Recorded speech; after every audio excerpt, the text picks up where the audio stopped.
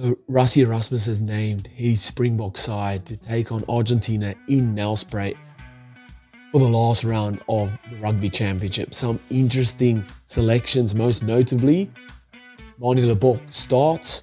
Jaden Hendrickse is partnering him at 9.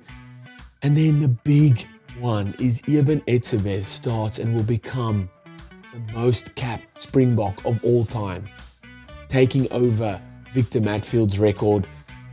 What an absolute legend, what a warrior, what a beast, one of the best, if not the best Springbok we've ever had and ever seen. Eben Etzebeth, fully deserved of this record. It's the last round of the Rugby Championship, all to play for. Whoever wins this, yes, Argentina need to win it and win by quite a bit of points because of points difference. But weirder things have happened. Springboks fully loaded. This team is stacked. It's a very, very strong side. In Nelspruit, let's just get straight into it. Before we get into it, let me know in the comments what you guys think. What do you think of this team? What do you think of how the game's going to play out? Hit that subscribe while you're there, and let's get into it. So the Springbok team to take on Argentina in Nelspruit. Oxenchair, Bongio Mbonambi and Frans Malherbe. Eben Etzebeth and Roan Nortje in the locks. Back row of Siya Kolisi, Peter Steph-Toy and Jasper Wiese. Kolisi obviously captain. Then 9 and 10 of Jaden Hendrickse and Manie Libbok. Centers, Damien Dallender and Jesse Creel. And back 3 of Kurtley Arendse, Cheslin Colby and Apelele Fassi. Bomb squad of Malcolm Marx, Gerard Steenekamp, Vincent Koch, Elrich Lowe, Kwagga Smith, Kobus Reinach, Andre Pollard, and Lucanio Am, a 5-3 split, which is interesting in itself as well.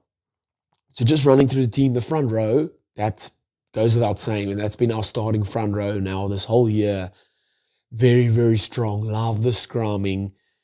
Love how Ox played last weekend, getting around the park, taking up the big carries, beating defenders, making strong tackles. He's really good in that regard. And I'm loving Bongio Mbonambi coming in to start, and shows that why he starts and why someone like Malcolm Marx still needs to sit on the bench for a bit is the line-out throws.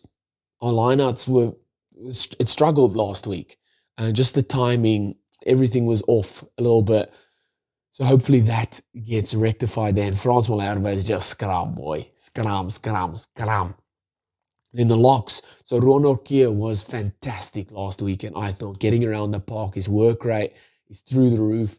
Partnering with Eben Etzebeth. And Eben, just enforcer, good in the line out, strong with ball carry, strong defensively, and just one of the leaders within the group as well. And this back 3, or the back row, love the dynamic of this back row and just the back. So Siya Kolisi, your captain, your spiritual leader, good carrying the ball, strong work rate and strong defensively. And then Peter Steph-Toy is just your once in a generational talent. He's a monster. He's like playing with an extra player on the field. Peter Steph-Toy is really, really good around the park, defensively, good in the line out as well. And just another one of their spiritual leaders. And then Jasper Wiese is just your out-and-out ball carrier. Loves to truck the ball up. Loves a good tackle, strong defensively as well. And then over the ball, slowing rucks down for the opposition. Good in that regard. So my biggest question mark is around Jaden Hendrickse and Manie Libbok. I mean, Springboks did this against France in the World Cup, where you played Libbok first to see how he goes to start off the game, and in case of emergency, smash, bring Andre Pollard on. So it'll be interesting to see how he goes. Guys, I'm all for giving players a second chance, okay? But we just need to know where that line in the sand is. How many more second chances is someone going to get? Okay? Yes, I know Manie Libbok wasn't the reason we lost last week. Okay, there was missed tackles. There was Andre Pollard missed the kick as well. The lineouts were shit. There was more missed tackles. There was a yellow card. I get that. But he was given the tee right at the end. He didn't lose it for us, but he could have won it for us. How many times has Andre Pollard come on late and given the tee right at the end and won the game for the Springboks? So let's see how it goes. I'm not ever questioning Manie Libbok's play with ball in hand. I know he's a good attacking fly-off. But if you're put on the field, like, yes, he's probably going to have the kicking tee. Maybe Cheslin Colby, but Cheslin Colby's not an out-and-out kicker. Who kicks, like Manie Libbok kicks for the Stormers, unless Sasha's there or maybe Damien Willemse. But I'm guessing Manie Libbok's going to get the kicking tee to start off the game. And I'm telling you now, if he misses 1 or 2 kicks, he'll get pulled off the field straight away. I'm hoping for his part. He kicks well and he plays well and he's got his confidence, somehow got his confidence back straight away and he does well. I hope so. With this forward pack, it's hard not to be going forward and getting front foot ball. So it makes your life as a 10 a hell of a lot easier. So I hope so for him. He's got someone like Damien Dallender on his outside as well and Jesse Creel. They're going to give you front football. They're going to give you a lot of information from the outside. Do this, try this. Yeah, give me the ball. You're in the cuck, give me the ball. So I hope for his part. I'm not a people basher. If someone's playing badly, I'm going to say it. If they play well, I'm going to say it as well. I'll take my licks and I'll say it. So I spoke about Damien Dallender and Jesse Creel already. They're going to be really important for guys like Libbok, important for our defense, and then for someone like Damien Dallender, important for our first phase getting over the advantage line. Something I think we lacked last week. In the back three of Kurtley Orange, Cheslin Colby and Apelele Fassi. So Fassi just going from strength to strength, probably not one of his best or better games last week, but he has guys like Colby and Apelele Fassi back, and it could be a different ball game. Back at home, Colby and Kurtley Orange are just out-and-out try-scoring machines.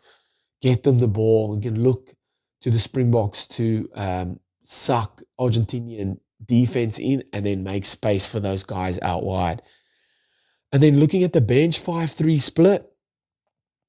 I'm loving Elrich Lowe and Quagga Smith. So obviously if a lock gets injured, I'm guessing Peter Steph de Toy will move to lock and then Elrich Lowe or Quagga Smith will come on.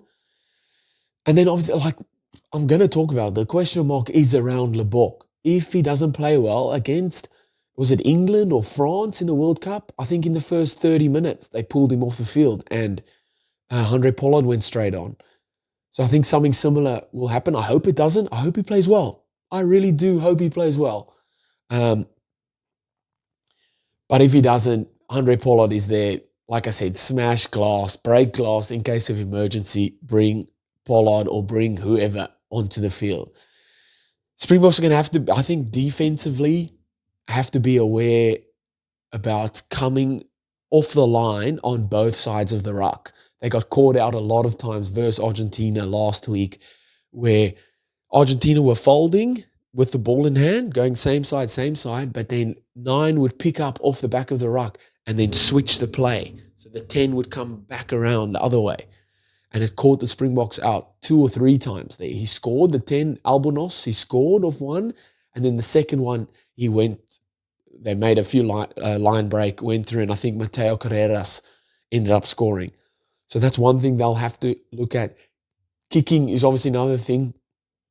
General play kicking, making sure we're kicking to touch or we're finding grass and then kicking to posts. You don't want to be missing opportunities to put points on the board. Tackles is just overall, defensively, tackles is a big thing. There was a lot of missed tackles last week. Yes, we played with one player down for 10 minutes, but it's definitely something that they will have looked at this week and want to improve on. And then it's just enforcing our style of play. When we're on the roll and scoring points, they put the foot down on the throat and keep going. were 14 points up in 17 minutes last week and just let that slip. So that's something everyone they'd obviously spoken about and want to work on. You're scoring points, you're doing well, keep hammering at that. I don't see Argentina beating this team. There's a very strong side in South Africa as well. They'll all be up for it because of the record that Eben Etzebeth will be taking over. I think Springboks win well, 15 to 20 points plus. It's going to be a big game. Let me know in the comments what you guys think. Hit that subscribe button there, and I'll see you next time. Bye.